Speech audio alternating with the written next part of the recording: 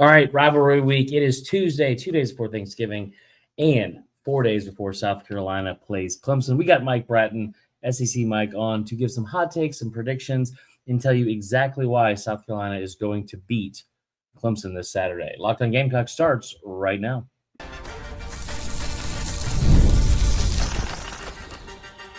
You are Locked On Gamecocks, your daily podcast on the South Carolina Gamecocks, part of the Locked On Podcast Network, your team every day.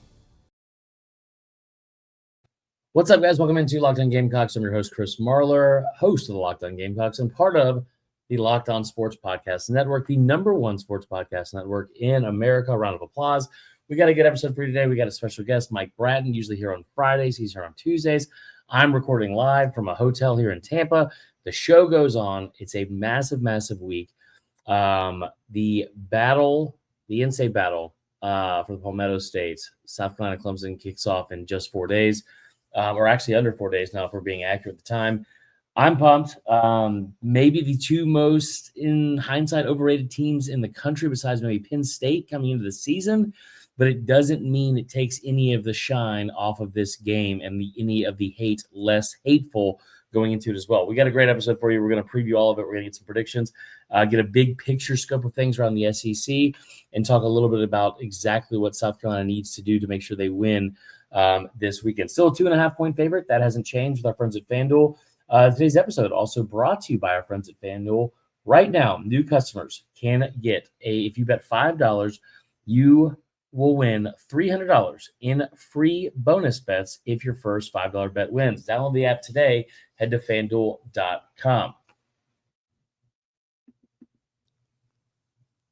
All right, we are now joined by Mike Bratton with a much better and more suitable name for the podcast this week, under the code name I Hate Dabo. Mike, how are we? Hey, doing good, Chris. Sorry I'm a little late. I was taking a Dabo. Sorry about that. Like a dump? Yeah. I was expecting it to rhyme a little bit better, but I still love it. I think our listeners do too. Yeah. Man, I said this before you came on in the brief intro to the show. It's got to be the two most disappointing teams in the country looking back on the season. Maybe Penn State's added into that. Just looking at this game 13 weeks after the start of the season, what are your thoughts on from where you looked at it maybe before in August to now in November on this game? Yeah, in August I thought this would be similar to like a Vanderbilt, Tennessee, which I mean that's even to a new level, but meaning winner could go to the playoff, losers eliminated. That's kind of the expectation going into the season for South Carolina and Clemson. Yep. I thought this game would have that level of importance. College game day would be down there. They'd be touting Sellers and whatever that Clemson losers quarterback name is for the Heisman. I figured that's what we'd be getting, but right. Instead we're getting pride. We're getting bragging rights. We're getting two coaches, I think in particular, that desperately need to get a win here. So, hey, it means a lot in a lot of different ways, and I get it. It's kind of like a lost season for most fans, but, buddy, you lose this one, we may be going nuclear all off season. I think for both fan bases. I think like the more I look at this game, it makes me feel uncomfortable because mainly because Dabo, and anytime he opens his mouth, he makes me uncomfortable always. Just the worst Baptist preacher I've ever wanted to not be a part of. But I think Dabo winning this game over a guy like Shane Beamer, it makes me feel like it reasserts this weird feeling of like, well, they're still big brother, because over the past however many years, that has been the case. I also maintain that I think this, like I said a couple weeks ago, very ignorantly and frustratedly, I was like, you know what, even if you win, it doesn't matter.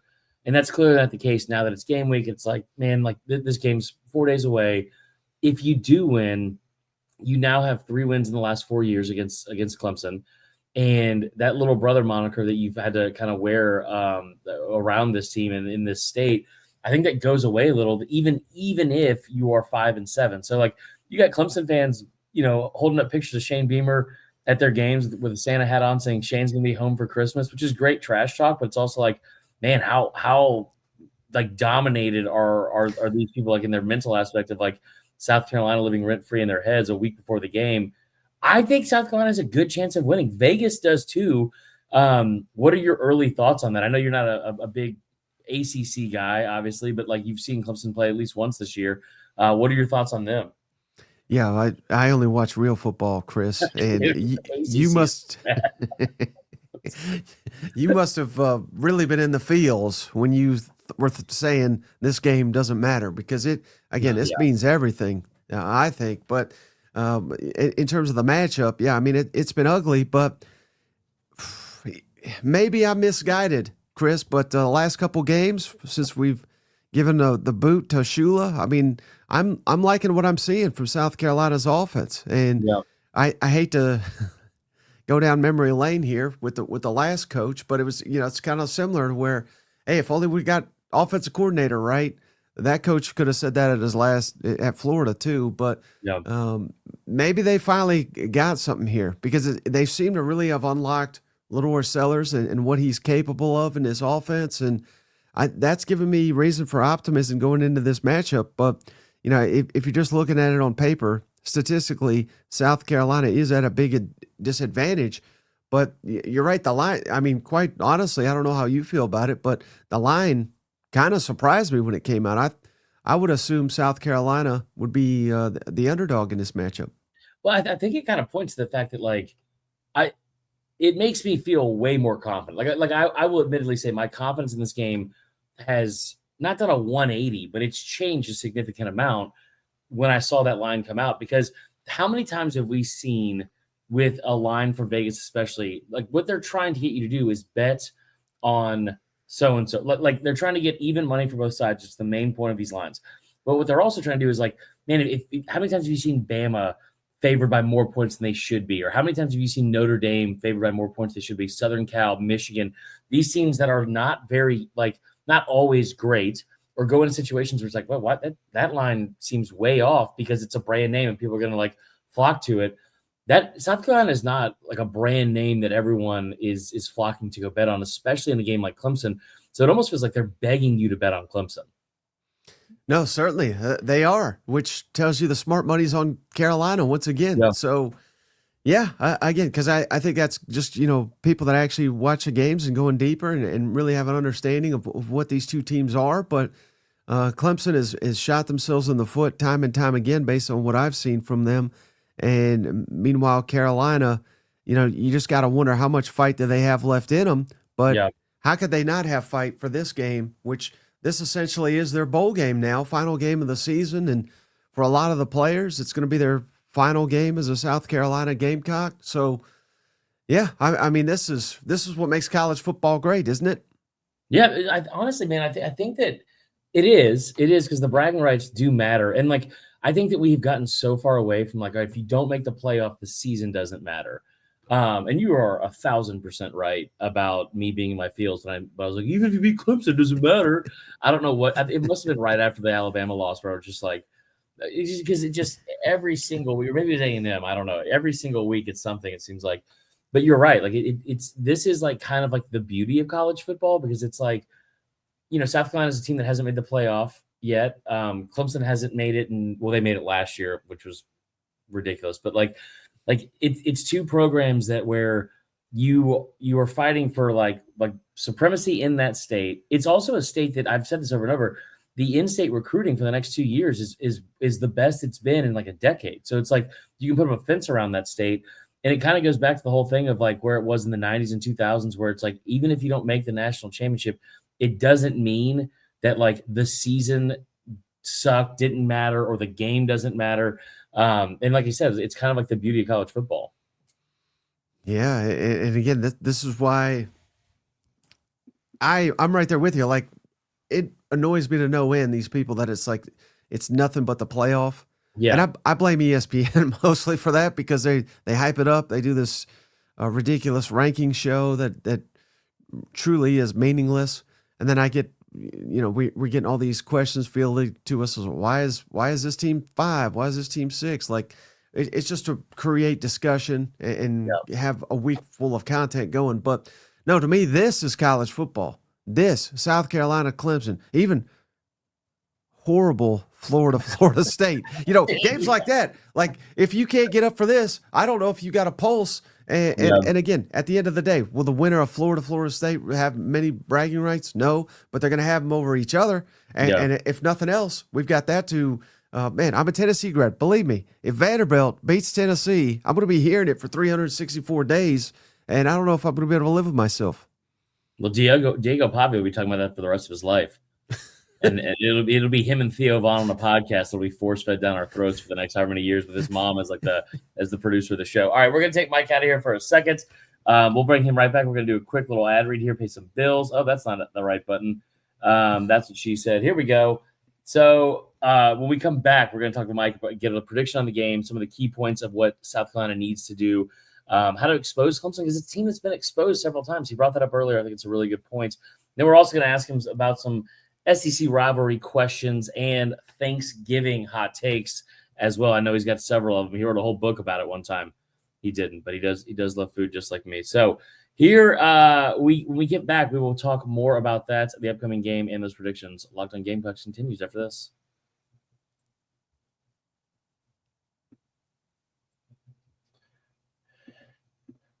All right, before we bring Mike back in, do you want to give a quick shout out to our friends at FanDuel?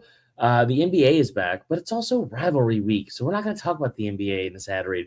We're also going to talk a little bit about college basketball, because college basketball is back in a big way, and it's feast week. You've got the Players Era tournament out there in Las Vegas. They got games on from 1 p.m.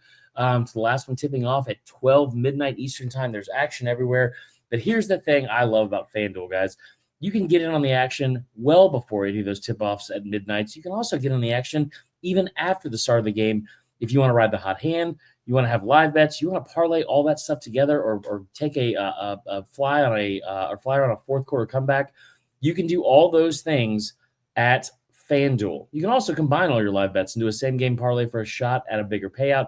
It keeps every game exciting, and especially when your team is making that late push. Right now, FanDuel is giving new customers $300 in bonus bets when your first $5 bet wins. So head to FanDuel.com, sign up, play your game with FanDuel, the official sports betting partner of the NBA.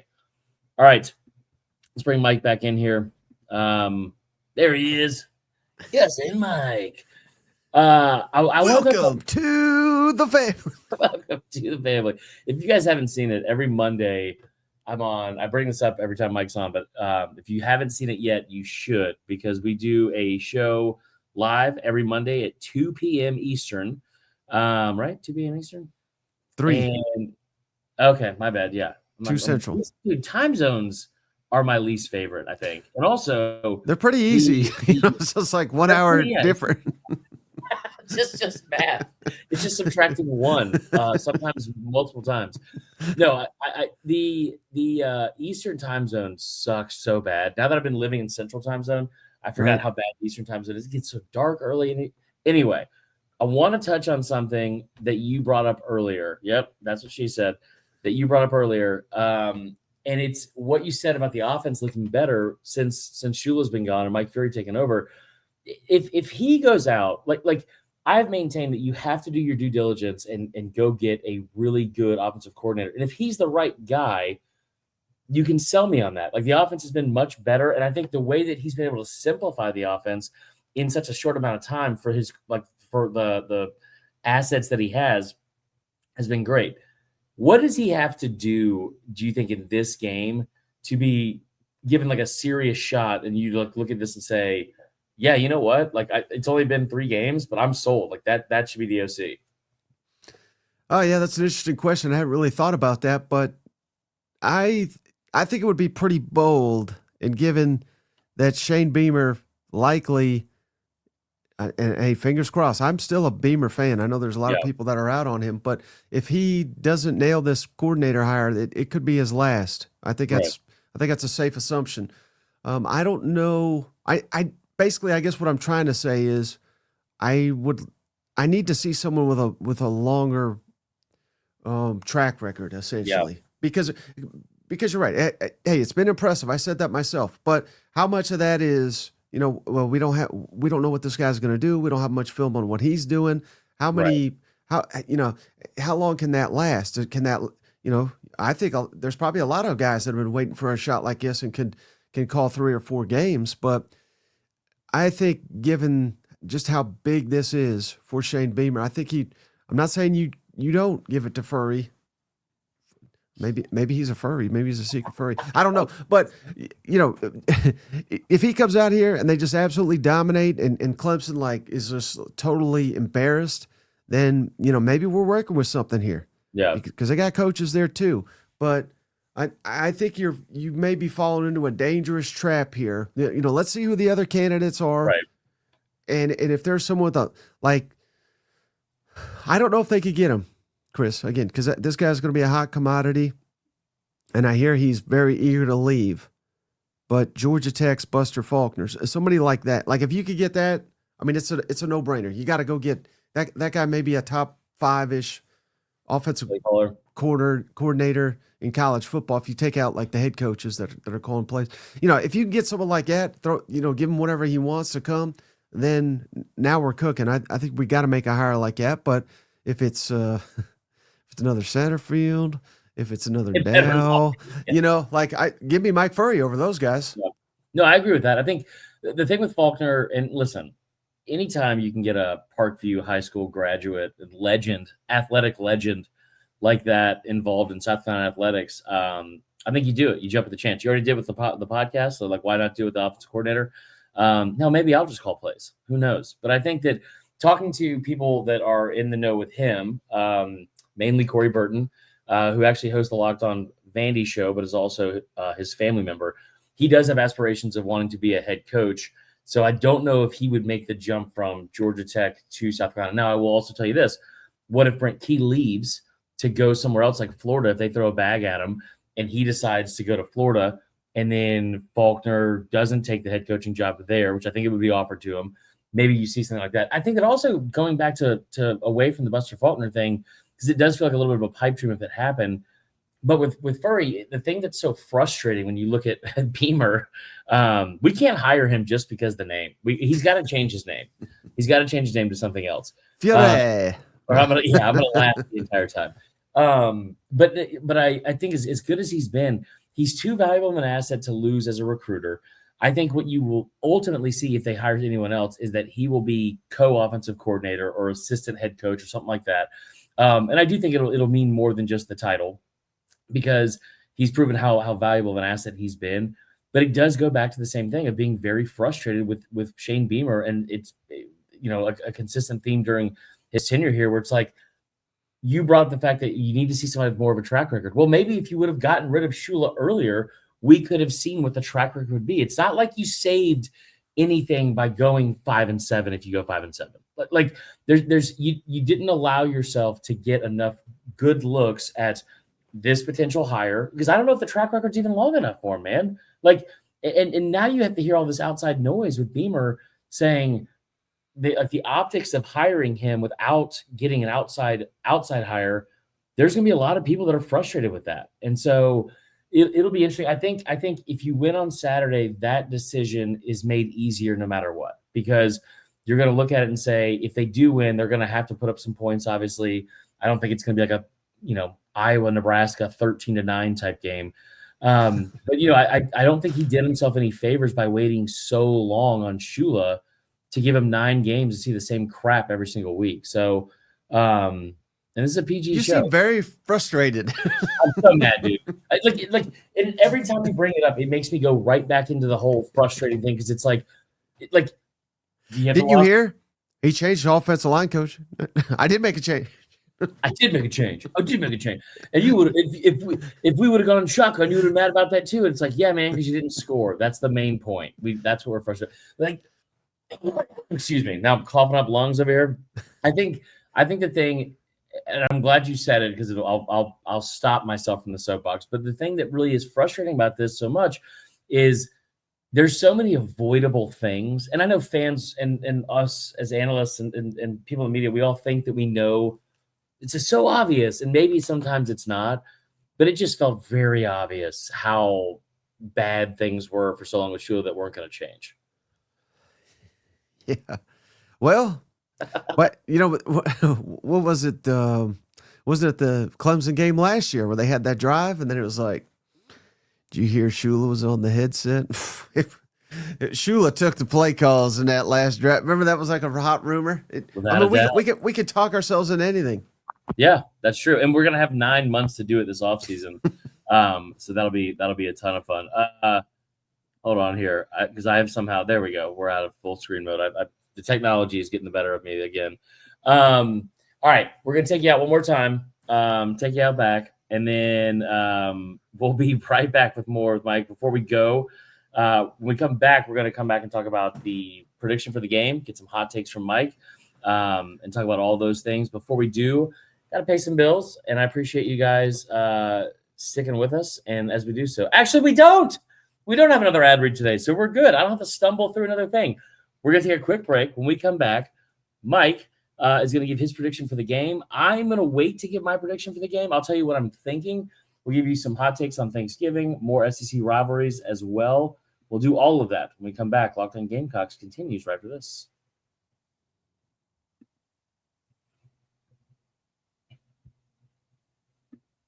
All right, let's bring you back in here and let's close this thing out with this. Cousin Mike. So a bit.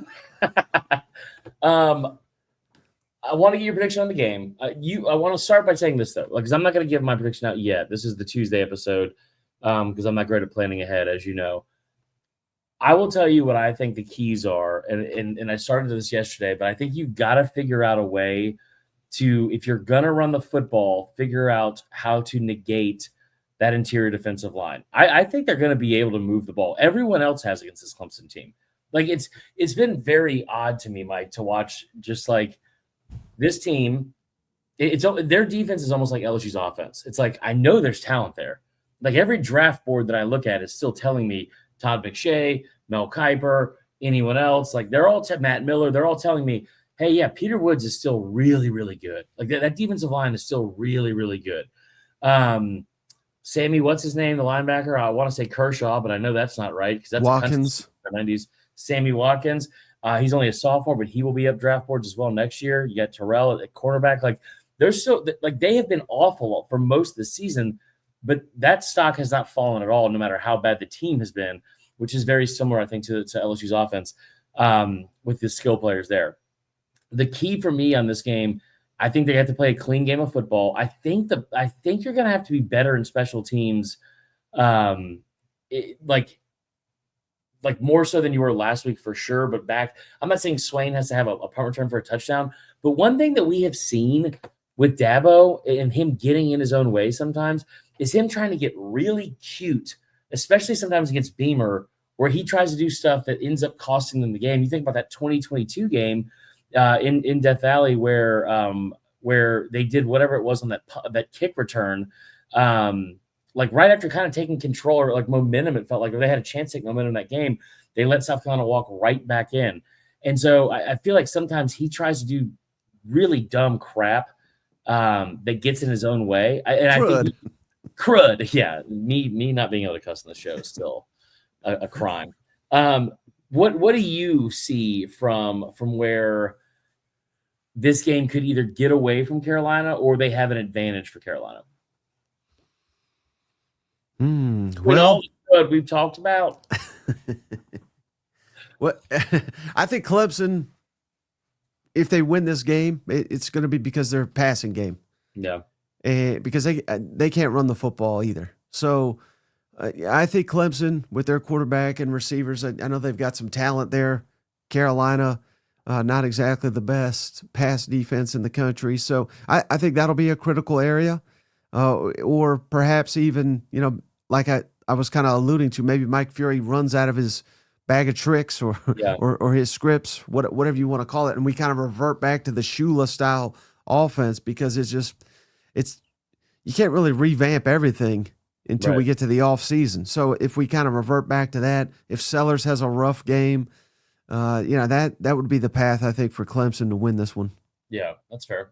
Can you give me a final score? I could, but will I? Give me Carolina 27, Clemson 63. No, 24. No, what? I like Carolina to win. Beamer ball, field goal. You think it's going to be close? I think it'll be yeah. Yeah. It's a rivalry, man. These rivalry games are always close. It doesn't feel like it's going to be like a fun game. It feels like it's going to be like nervous for 3 hours. Like it's not going to feel like you're like, part of me hopes it's not like last year, but there's also a part of me that's like, dude, watching LaNorris Sellers 3rd and 16 fight and claw their way back into that game so many times, and then have that I will laugh every time I see this when LaNorris takes off and then cuts back left and is running right at that guy, and the defender's like just turns his back to him and he's like, I'll just walk in the end zone, I guess. Just an incredible moment. Okay, I want to get you while I have you, because I know we've kept you a little bit longer than I thought, but also you are SEC Mike. Big weekend. That's Southeastern Conference Michael to you. Okay, I'm not going to do that. I'm not going to get your government name out here. First off, we have Thanksgiving on Thursday. We're recording this on Tuesday. Favorite side dish for Thanksgiving? Go. Definitely sweet potato casserole. With marshmallows or pecans? Oh, pecans. Marshmallows for horrible Dabo people. There you go. Like that. I completely agree. Green bean casserole is my favorite, but I am like staunchly against marshmallows on sweet potato casserole. I don't like it. Okay. And this may be controversial. Macaroni and cheese. Oh no. Not a fan of that on Thanksgiving. But in general, you are. In general. It feels like it's like it loses some of its luster because it's like, oh yeah, we can have mac and cheese any day of the week. Right. And since I've moved to Nashville, there's nothing better than like barbecue and macaroni. Yeah. like that's the combo. You know what I mean? That's like fair. why are we mixing it? Yeah. There's I'm not like the biggest turkey fan. Alyssa Lang and I were talking about this last week. She was like, yeah, you know, I think turkey's trash. I want to do like prime rib or like a ribeye or something on like Thanksgiving. And I was like, that's such a weird take, but it does feel like we just do it just because. I tell you what I am not a fan of traditionally. If there's ham on the table at Thanksgiving, it feels offensive to me. That being said, there's no way it's not making it on my plate. Like I'm not gonna like turn down ham. You ain't kicking it out of bed. Is what I ain't kicking the ham out of bed. You got a honey bake with those things on the back? Come on now, brother. Sweet cheeks, honey baked ham. I love it. That is aggressive. Even better. I do. I will tell you. I'm more of turkey that day. I'm not like one of those people that's like my food can't touch each other because I feel like it's all slop on Thanksgiving anyway. So it's like there's something special about that little bite of sweet potato casserole and green bean casserole just kind of mixing in together. But I did have one person, I've already seen this at a Worksgiving, put pumpkin pie next to their turkey and next to their like other like or their sides. That person should be in jail. That's disgusting. The pie deserves its own plate anyway. I mean, what's his thing? Pumpkin, maybe. If you had said like cherry pie, maybe I could get on board with that. But pumpkin belongs on that plate. Are people bringing cherry pie to Thanksgiving? Well, I'm just trying to think of like a key lime. You know what I mean? Like something that is not Thanksgiving related. Key lime pie to Thanksgiving, I'm calling the cops. Like that is. I feel like that's the first way to know that somebody's like a Russian bot, or if that or how they pronounce mayonnaise. Because if somebody's like mayonnaise, I'm like that person's not from here. You know how you said it? Yeah, you don't mind the food touching. Yeah, I have an uncle, believe it, and I'll see him here at Thanksgiving. He'll get a plate of food, and then when he's done, like a normal person would like put more food if they were still hungry. Yeah, he would demand a new plate and new silverware, and he does it every time. And he'll get like 3 plates. But he wants 3 different ones. Like he will not put food on a plate that he has used, not someone else, but he will not do it. And for those who don't know, Mike is from Tennessee, so this is not like the Lord of Sussex visiting from overseas that demands like all this like royal regalness and all that kind of stuff. All right, let's get you out of here real quick. One bold prediction for rivalry week. Any big upsets you see coming? What do you got? Oh, Auburn's going to kick Alabama's butt. How about that? Really? I can see that. No, I'm just trying to get you mad. What are you talking about? You came on my show, said lock of that. I do think. I think blanking year Bama by 100. I mean, I just. And then I think just said Auburn's going to whip him. And you said, I can see it. I'm trying to be nice and civil. I'm down here for Thanksgiving. There's not going to be any politics talk to the dinner table. I'm trying to try and tame myself. Dude, I have to watch this game with Allie's family. Her brother's a Clemson grad. So it's going to be a nightmare the entire day unless not Bama, because she's an Auburn grad too. But if Bama and South Carolina wins, that house is going to be very upset. But I will say, I'll give you my hot take. I think that Texas beats Texas A&M. Ooh. Wait. When is this airing? Today. I think I'm just going to put it up today. Okay. Well, yeah, I'm not going to give you any too bold thing. Okay. I do have a bold one, but you have to tune in that SEC podcast to get in. And make sure you do. Paul Fibob show Friday too. Hell yeah. Awesome, dude. Well, thank you for making time for us. We appreciate it, brother. We'll do this again after Thanksgiving. We'll talk about, I guess, the SC Championship game next week. But until then, tell everyone where they can find you, and we'll have to do it again soon. SEC Mike, just search that, or the show's that SEC podcast, #1 SEC show on Apple, Spotify, and we're blowing up on the YouTubes. That's right. All right. Thanks, brother. We'll talk to you later.